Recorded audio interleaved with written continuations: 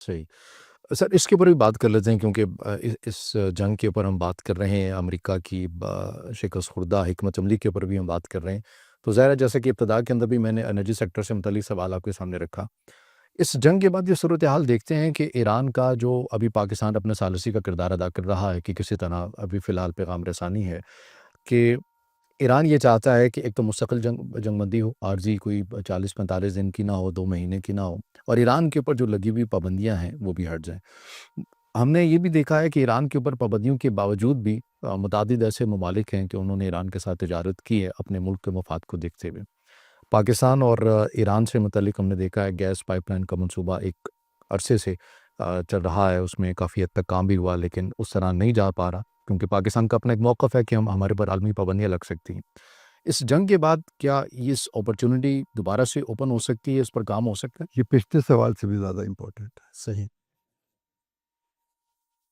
دیکھیں ایران یقیناً یہ چاہے گا کہ اس کے منجمد اثاثے اس کو ملے، صحیح۔ اس کے بغیر آپ بات آگے نہیں چلے گی۔ مجھے تو نہیں لگتا کہ بات آگے چلے گی، ممکن ہے لیکن میرا خیال ہے کہ ایران کو اپنے منجمد اثاثے جو ہیں وہ بحال کروانے ہوں گے۔ کس قدر ہوں گے یہ دیکھنا پڑے گا۔ امریکہ سارے تو نہیں کرے گا، کچھ کرے گا اور وہ ہو جائیں گے۔ یہ بھی مجھے نظر آتا ہے کہ اس کا مستقل حل ابھی نہیں نکلے گا، صحیح۔ ابھی ایک ٹیمپریری فیز ہوگا جس فیز میں کانفیڈنس بلڈنگ میئرز کیے جائیں گے، اور ان میں سے امریکہ اس کے نتیجے میں امریکہ کو اس خطے کی پالیٹکس میں سے باہر جانا ہوگا۔ امریکہ کی موجودگی میں کوئی مستقل حل یہاں نکل نہیں سکے گا، میرا نہیں خیال۔ ممکن ہے دنیا کے ماہرین بیٹھ کے اس پر کوئی رائے قائم کر لیں۔ میرے نزدیک پاکستان کے لیے ایک بہت اچھی اپرچونٹی ہوگی جس وقت ایران کے ساتھ اگر امریکہ کے کچھ معاملات بھی طے ہوں تو ہم جن کرائسس سے گزر رہے ہیں ان کرائسس میں سب سے بڑا کرائسس جو ہے وہ ہماری فارن کرنسی کا ہوتا ہے، اور ہماری تیل کی امپورٹ بہت زیادہ ہے، 80-90% ہے۔ ایران سے اگر ہمیں گیس اور تیل مل جائے جس کی پائپ لائن بچھی ہوئی ہے، تفتان تک بچھی ہوئی ہے، ہم ہی نے بچھانی ہے، اور وہ پہلے انڈیا تک بھی جانی تھی۔ جی۔ اگر وہ اس پر ہم امریکہ سے یہ رعایت لے لے یا امریکہ ایران سے پابندیاں اٹھا دے اور ہم اس کو بحال کر لیں اور اس پہ انویسٹمنٹ کریں تو پاکستان کی ترقی کے لیے کتنے دروازے کھلیں گے اس کو کوئی اب سوچ بھی نہیں سکتا۔ بڑی دس قیاس ہے کہ پاکستان میں ڈیولپمنٹ کتنی ہو سکیں گی۔ ہمارے پاس پوٹینشیل ہے، ہمارے پاس مین پاور ہے، ہمارے پاس زمین ہے، ہمارے پاس ریزروز ہیں زمینوں کے اندر، ہماری معدنیات ہیں۔ ہماری انڈسٹری بہت اچھی ہوتی تھی کس زمانے میں، 60s اور 70s میں تباہ ہونی شروع ہوئی، دنیا میں مثال کے طور پر دیکھتی تھی۔ تو ہم وہ سب چیزیں جو ہیں ان کو ریوائیو کر سکتے ہیں، اور اس کے نتیجے میں جس طرح کس زمانے میں RCD کا ایک معاہدہ ہوتا تھا ہمارا ترکی اور ایران کا، جی۔ ہماری تجارت بڑھ سکتی ہے، راستے کھل سکتے ہیں، چین کی مدد سے اور چیزیں بھی چل سکتی ہیں۔ جس طرح ہم گوادر پہ جا رہے ہیں، چاہ بہار کو بھی استعمال کیا جا سکتا ہے، بندر عباس کو بھی استعمال کیا جا سکتا ہے۔ یہ ہے کہ ہم خود امریکہ کے ساتھ کیا نیگوشیٹ کریں گے اور ہم ایران کے ساتھ کیا نیگوشیٹ کریں گے۔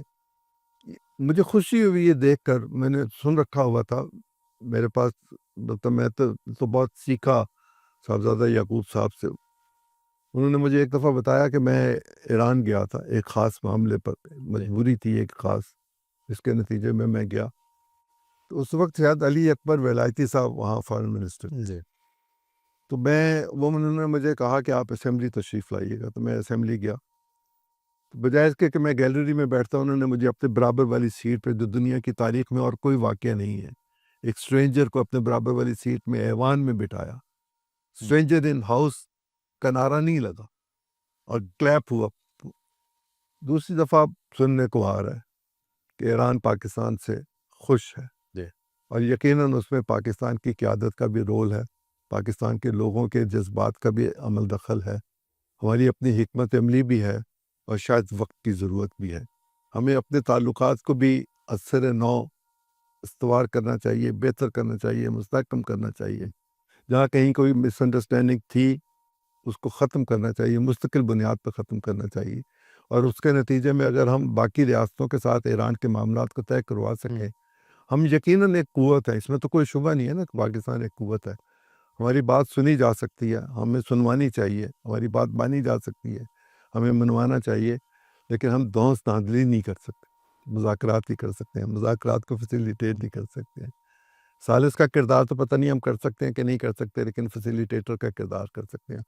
اور جب ہم یہ کردار ادا کر رہے ہوں گے تو پھر ہمیں چاہیے کہ ہم اپنی ضروریات کو بھی دیکھیں, اور جو ہماری ادھر ادھر کی خواہ مخواہ کی ہم نے انگیجمنٹس کی ہوئی ہیں دور دراز کے علاقوں میں, ان سے ہم محتاط رہیں اور اپنے قریب کے تعلقات کو بہتر کر کے آگے بڑھیں, تاکہ ترقی کا اور انسانیت کا جو راستہ ہے اس پر چلتے رہیں.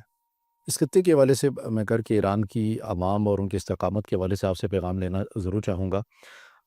پاکستان، افغانستان، چائنا اور آپ کہہ سکتے ہیں کہ رشیا کی بھی جو نارتھ ساؤتھ کوریڈور کا ایک آئیڈیا ہے، آنے والے دنوں کے اندر راہداریاں تو ظاہر ہے قدیم زمانے سے ہی موجود ہیں، لیکن دوبارہ سے ہم یہ فعال ہوتی ہوئی دیکھیں گے. پاکستان افغانستان کی چونکہ کشیدگی ہے، اور ایران کے جو نئے سپریم لیڈر ہیں ان کی طرف سے بھی کہا گیا تھا کہ ہم پاکستان افغانستان میں یہ خواہش رکھتے ہیں کہ دونوں ممالک کے تعلقات اچھے ہوں. اس حوالے سے ایران بھی اپنا کردار ادا کر سکتا ہے. آپ سمجھتے ہیں کہ آنے والے دنوں کے اندر اس خطے کے اندر کسی حد تک اسٹیبلٹی آ سکتی ہے یا آئے گی؟ ہر صورت آئے گی, ہم، ہر صورت آئے گی. خطہ بدل جائے گا, صحیح. بالکل بدل جائے گا.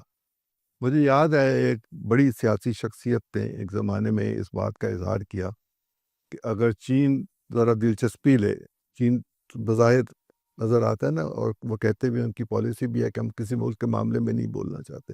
ہم، ملکوں کے درمیان معاملات میں ہم بولیں گے, لیکن کسی ملک کے اندرونی معاملے میں ہم مداخلت نہیں کرنا چاہتے, تجارت کرنا چاہتے ہیں.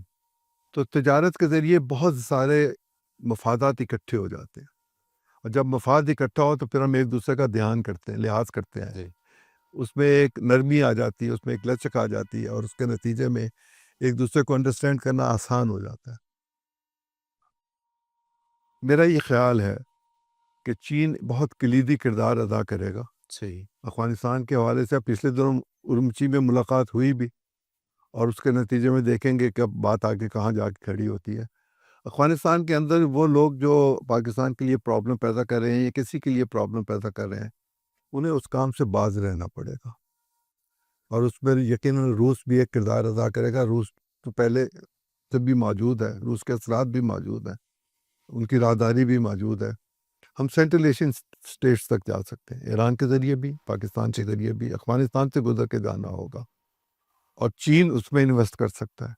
روس اس کی سیکورٹی کے بندوبست کر سکتا ہے, ہم خود بھی اس کی سیکورٹی کے انتظامات کر سکتے ہیں.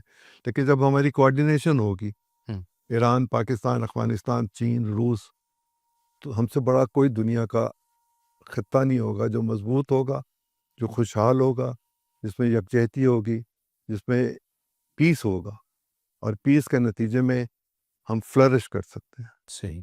سر آخر میں آپ سے کمنٹ لینا چاہوں گا.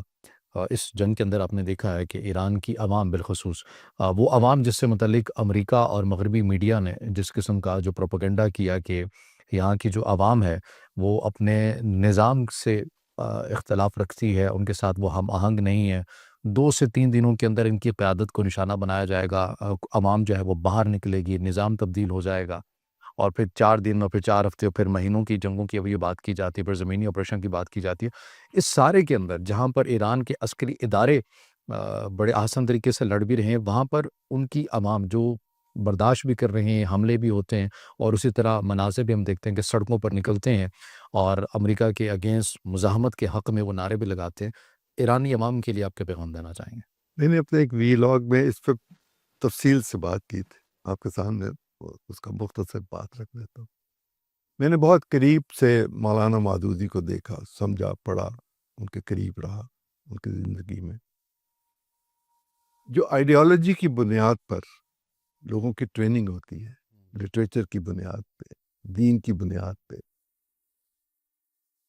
اس کی نفی کرنا بہت ناممکن ہو جاتا ہے کسی فرد کے لیے. اور جب آپ کا بندھن ہو, دینی بندھن ہو, تو پھر دینی بندھن ٹوٹتا نہیں ہے. آپ دنیا کے کسی خطے میں چلے جائیں, آپ کے اندر جو فیلنگز ہوں گی کہ نماز کا وقت ہو گیا, مجھے نماز پڑھنی ہے, اب جہاں مرضی ہو جی. نماز ہوگی, تو آپ کے اندر سے آواز اٹھے گی کہ اٹھو عظیم, نماز کا وقت ہو گیا, چلو, اور میں جاؤں گا, آپ بھی جائیں گے. وہاں تیسری چوتھی نسل آ چکی ہے ایران میں, اس آئیڈیالوجی کی بنیاد پہ. میں نے ایک چھوٹے سے بچے کو دیکھا تھا جو خامنہ ای صاحب کے پاس گیا, اور یہ کہا کہ میں شہید ہونا چاہتا ہوں. انہوں نے اس کو پیار کیا اور یہ کہا کہ اچھا لیکن تمہیں پڑھنا چاہیے, تمہیں بڑا ہونا چاہیے, تمہیں کچھ کام کرنا چاہیے, تمہیں کچھ خدمت کرنی چاہیے, تمہیں دین پڑھنا چاہیے, تمہیں دین کی تعلیم لینی چاہیے, تمہیں دین پر عمل کرنا چاہیے, تمہیں انسانیت کے لیے خدمت کرنی چاہیے. پھر جب تم بڑے ہو جاؤ گے, جب تم 80-90 سال کے ہو جاؤ گے, پھر اگر تم شہادت مانگو تو پھر تو بہت اچھی بات ہے, لیکن یہ سارے کام پہلے کرنے پڑیں گے.